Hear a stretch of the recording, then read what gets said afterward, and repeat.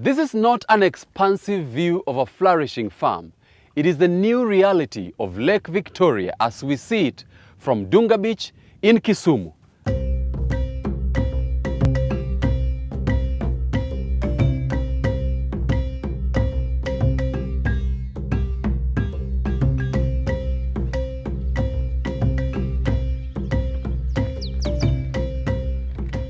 Lake Victoria, the world's second largest freshwater ecosystem, is today the most dramatic example of the devastation water hyacinth can cause. Underneath this thick mud is an ecological battlefield. It is a war between native and invasive species, and so far, the latter is winning. Nimefanya biashara ya kuuza omena kwa karibu miaka 5. Tangu Ford iingie, omena hakuna. Juzi hatukupata samaki juu Ford ilizuia watu kwenda kuvua.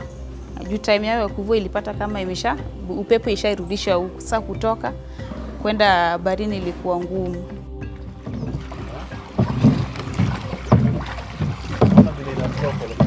For the local communities, the signs are all too literal in their pockets and on their tables.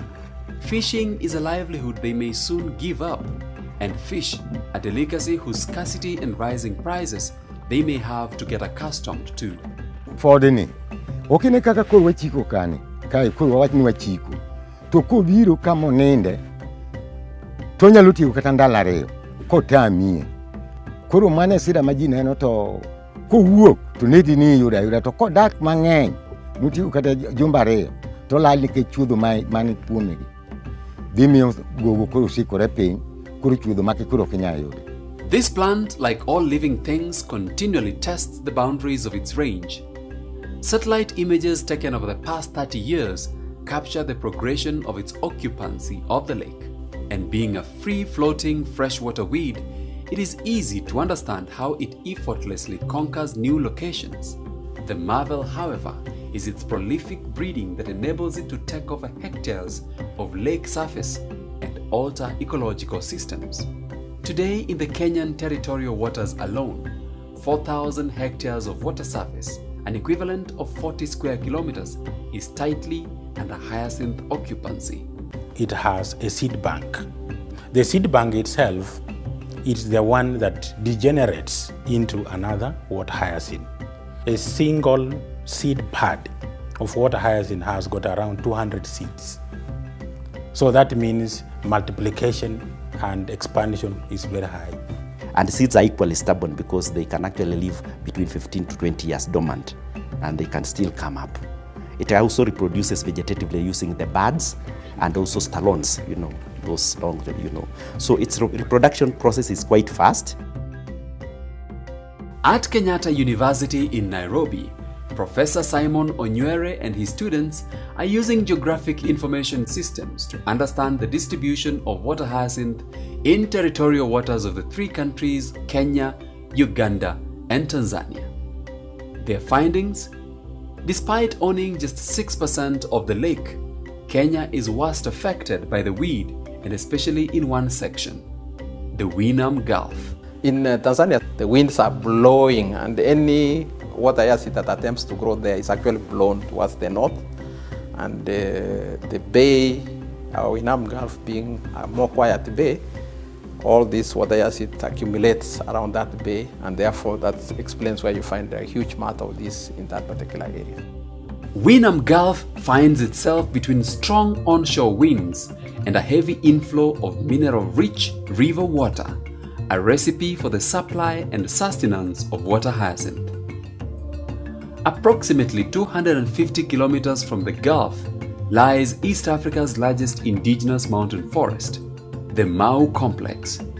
From this ecosystem flows 5 rivers that bear hope and destruction almost in equal measure, delivered to the lake at the speed of a river. Starting from the north, you know that the Zoya River gets into the lake. And obviously wherever the river is passing, it's also receiving runoff from the farms around the area. So we notice that this from the color of the water, most of the water is really turbid and therefore receiving soil from the land as it were. And this soil obviously will have with it phosphates, nitrates, and so on, which are used in the farming systems. And therefore, this eventually finds their way into the lake. One of the biggest contributor of silt in the lake, in the whole of the East African community, is a river that is within Kisii. It's called Gucha River. The siltation level is so high. They have calculated, I don't know, it contributes several thousands of lorries if you were to measure that silt per year. Son River, for example, originates all the way from Kericho, Mau Hills area, the tea estates. And you know, within the tea estate, we use top dressing of fertilizer on the tea farms. And obviously, wherever it falls, wherever it rains, this part of this is washed into the river and eventually finds its way into the lake. So combining waste from runoff, waste from sewage discharge, and waste also from the industrial activities, then you can see that there's a lot of nutrient loading from just the urban settlements around the lake. And this nutrient loading is actually food for water hyacinth. When we destroy our wetlands, then we increase the rate of siltation.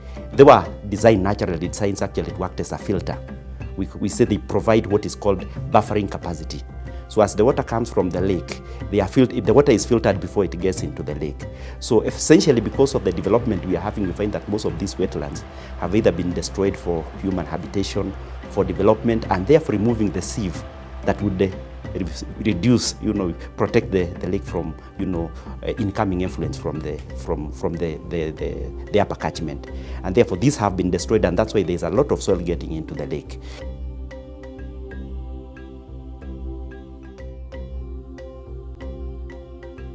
Water hyacinth is in essence a pest, economically and ecologically. A case study by the US State Department suggests that the weed cost East Africa's economy $150 million in 2009, just over 15 billion Kenya shillings. 8 years later, its grip on the lake is extensive and the losses dire. In a region sustained by its fisheries, over half of the protein supply coming from fish, reduction in fish populations is real disruption to lives and livelihoods. Ford linafanya bei ya samaki nenda juu kwa sababu wavuvi wanaenda mbali, saa zingine wanaenda na hawapati nafasi ya kufanya kazi juu ya hii mmea. Sasa hiyo kidogo yenye wamerudi nayo itabidi wachukue, wapige bei kali ili wapate pesa. Wafanyabiashara wadogo kama sisi, wavuvi wako na sheria zingine wanatuwekea. Kwa mfano, kuna sehemu zingine chakula ikikosekana, kama una pesa, either utoe pesa ama ukubali walale na wewe ndio wapeane chakula. Na hii inatokana tu kwa sababu ya hii mmea. In 2015, the Lake Victoria Fisheries Organization estimated that there were at least 200,000 full-time fishermen in Lake Victoria and well over 60,000 boats, with at least 2,000 new vessels entering the business every year. But now opportunities are fast declining. The vessels can hardly launch out due to the thickness of water hyacinth. We have seen young men rowing their boats around the lake, carrying people from one center to the other. For the last 2-3 months, they are not doing that. What are they eating? The other day, I saw a big vessel, a Tanzanian vessel, being towed by 3 vessels from here going away. There are people who load that vessel. They are not doing it.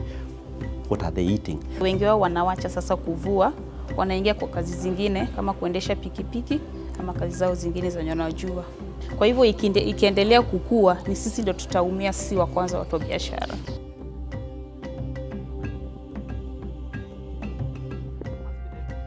Standing at the Kisumu ship berth, there is very little to inspire hope. The whole place is choking up, quite literally. In fact, of all the ships that dock here regularly, just this one, the MV Orion 2, has been able to break through the carpet of water hyacinth. But even the strongest ship took up to 2 hours to cut through just half a mile of water hyacinth to dock. The entire economy of the lake basin is completely destroyed. It was destroyed a long time ago, maybe 10-15 years ago. The port of Homa Bay does not exist. Kendu Bay port does not exist, Kisumu port does not exist. There is no trade taking place between Kenya and the other urban centers in our neighboring countries. Of course, with the water hyacinth, all the navigation in the lake becomes almost impossible. And for example, now when you see it in Kisumu, transport is affected by 70% in terms of the income. That is a national, it will have a national impact. You can't sail now the way it is in Kisumu, so that means business going down. Over 40 million people are depending on this lake, from the water, from the fish that is in the lake. So as we see this weed, it worries me a lot.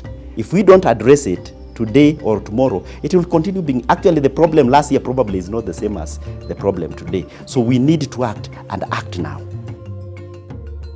Once invasive species like the water hyacinth arrive, there is never an easy way to remove them. But like experts suggest, success will only be sustained if environmental problems in the catchment area are addressed as well. We are still talking about this science of managing the weed in the lake instead of managing the source of the food for the water hyacinth, which is on the land. In Narok, there are big wheat farms in that particular area. If you look at those wheat farms, one thing is evident, that whoever is doing the farming there has ensured that not a single tree exists. If you look at the rice irrigation scheme system, it's paddock after paddock without any thought for any other form of vegetation to allow for other living systems to have a habitat. And therefore, it's a monocrop type of process of farming, and this monocrop process of farming exposes the land to many other dynamics. Faced with the challenge of preventing the weed from taking over the entire lake, authorities in the East African region have made various attempts independently and concertedly to deal with the invasion. 3 approaches were initially suggested, these being mechanical, biological, and chemical. The latter was however deferred. Joel Ouko, a technologist at the Kenya Marine and Fisheries Research Institute, is catching beetles for routine monitoring of a breeding program. The adult portion actually feeds on the leaves. And the leaves is the kitchen part of the plant, the photosynthetic activities of the leaf. The more the feeding marks or scars actually tells you the impact. That means the photosynthetic activity actually minimized or reduced. Now, the larvae part actually affects the stalk. Then it causes the rotting from the roots, the leaves and the stems. Now, so long as the leaf part in any plant, when the leaf part is not able to operate photosynthetically, then definitely that kitchen, the role of kitchen in any living organism, then there will be no life there. The biological approach, at least so far, is working at the speed of a beetle. Not the kind of speed that fishermen and jobless seafarers would really appreciate. The good positive role of the water beetle is, now this plant will not be able to flower. So definitely we are not having any seed bank, maybe based on this. Because if it flowers, actually the seeds are highly viable. Biological control, which is using the beetles, is a long-term process. It's not immediate. Because actually the immediate result is the community actually wants to see this weed out of the lake. And that is manual removal or mechanical harvesting. Through the Lake Victoria Environment Management Program, LAVEMP, a program of the East African Community, a mechanical approach was introduced in 1997. The Swamp Devil, a US-manufactured harvester, was introduced into the lake. It was supposed to chop the water hyacinth. It worked a bit, but then there was a lot of concerns. Because you are chopping this material and it is vegetative. So when you chop, it's like when you have a sugar cane and you chop it into pieces, what comes out is the number of pieces that. So it was like it was assisting the regeneration of the water hyacinth. So that method never, it never became viable. They had been given a contract of 12 months, but really nothing came out of that. Today, at the initiative of the county government of Kisumu, another harvester is docked at the Kisumu shipberth, and whose efficiency is yet to be tested several months later. The sight of water hyacinth outgrowing it is however telling of a battle lost before it begins. They tested it And of course it was working because it does harvest, but then some concerns came in, both environmental and technical concern. It needs to be modified because this machine was brought, so it has to be domesticated into the current situation. What you see hanging on the water is the mud only, but what is in the ground is the seed bank. That is the mother of all problems. That's the seed bank. So when we are doing the harvesting, we have to harvest even the mother. The brief accomplishment of the swamp devil and the resurgence of water hyacinth soon after is not simply a case of a project abandoned just when it was beginning to bear fruit. It also points to the fact that while there was comprehensive understanding of the problem, the approach was not in itself comprehensive. We cannot depend on projects to manage this weed. We need it to be institutionalized. The control must be institutionalized within governments.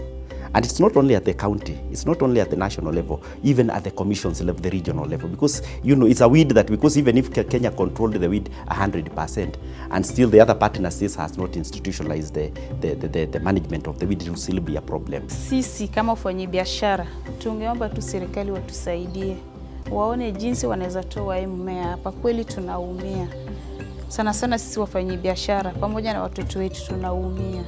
Kuna watu wengine hata mwezetu wako hapa pia wanafanya hii kazi. Mume akikosa pesa, mimi pia nikose. Hakuna venye tunaweza saidika.